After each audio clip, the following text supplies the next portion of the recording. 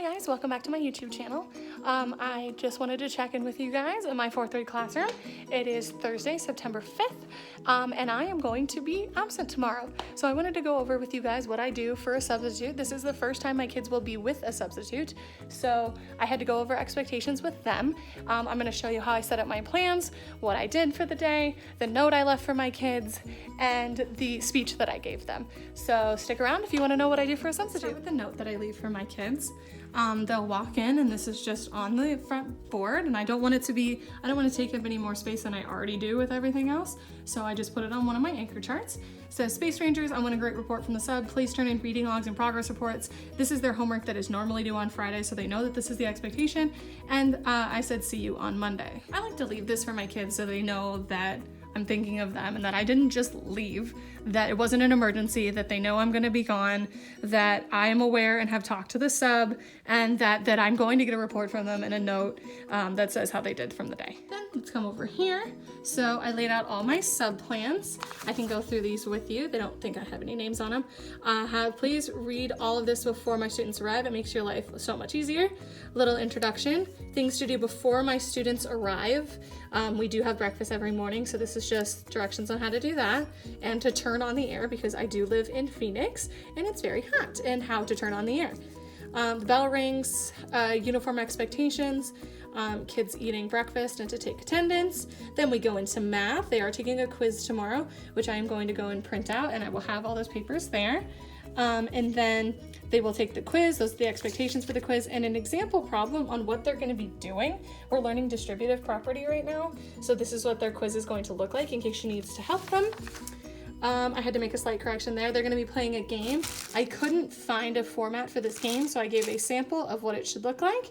The directions, it says no, they cannot move tables. I get ready for any questions that my kids would have because I know my students and I know that they are going to ask 1,000 questions and what questions they're going to ask, so I have the answers already for those questions.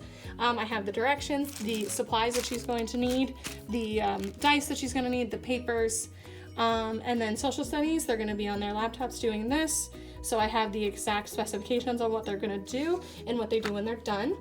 Our intervention time, I basically just gave them free time for this because it is Friday and our substitutes don't get access to our laptops, so she can only do so much anyway. And then they go to specials. This is where they're gonna go. Recess, what she needs to do, lunch, and then this is our ELA. They are taking a spelling test tomorrow. These are their expectations, what they're going to be doing, what they're going to work on when they're done with their spelling test. And then what they're going to work on when they're done with their writing. And then Fridays, I give them free Friday time. I am still going to allow that with the sub because they're probably going to get some extra free time today anyway. And it is their Friday and I don't want to take that away from them. I said they can use my games and my Play-Doh. And I do have Play-Doh in my free Friday cabinet and they know the expectations for that. Dismissal, the procedures and my duty. This is way longer than most, but our dismissal procedures are a little specific.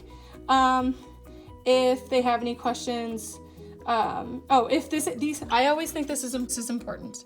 If these activities do not fill enough time, you can give my students free time on their laptops. I think it's important that teachers give enough time. Important to give substitutes a go-to if they don't have enough activities, or if something goes wrong, to fill enough time.